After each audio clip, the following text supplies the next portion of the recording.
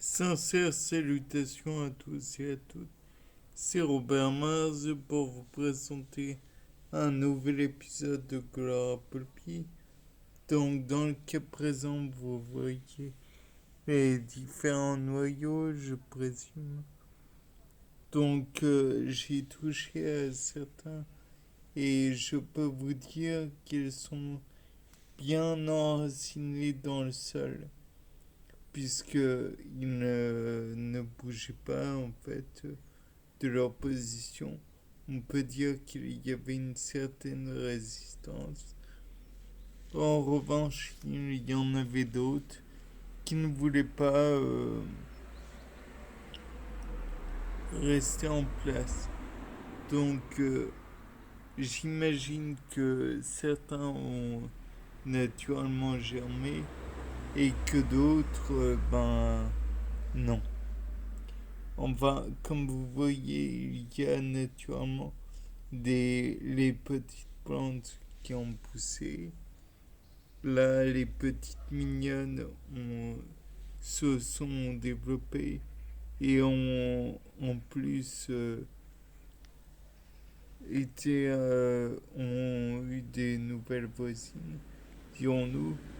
Euh, ces petites plantes là se sont développées aussi. On peut envisager que même s'il y a eu un petit peu d'eau en trop grande quantité, dirons-nous, que l'arrosage a été un petit peu trop important, les plantes ont pu tout de même faire face à ce stress hydrique.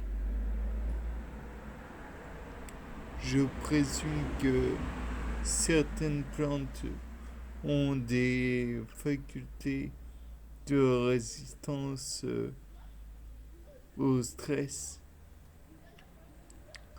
De plus, la bouture se doit d'être correctement hydratée. Or, je crains que précédemment, je l'ai un peu trop délaissée.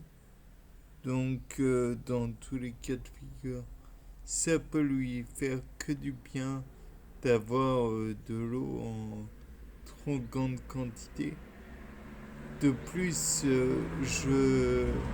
avant que la serre ne soit ouverte, il y avait naturellement ce couvercle. Je pense le montrer. Et donc, ce couvercle avait de la buée. Ce qui. Donc, deux hypothèses s'offrent à moi. Soit c'est le. Comment dire, de la buée formée par la condensation de l'eau qui s'est évaporée puis condensée, enfin bref. Soit c'est la, comment dire, l'activité biologique qui résulte, qui forme de la buée sur les parois, ou encore, quand j'y pense, un cumul des deux. Enfin, toujours est-il que là, dans le cas présent, les plantes poussent, les tomates ont bien poussé déjà et continuent, même si je pense que je les maltraite un petit peu par comment dire, par le, enfin bref.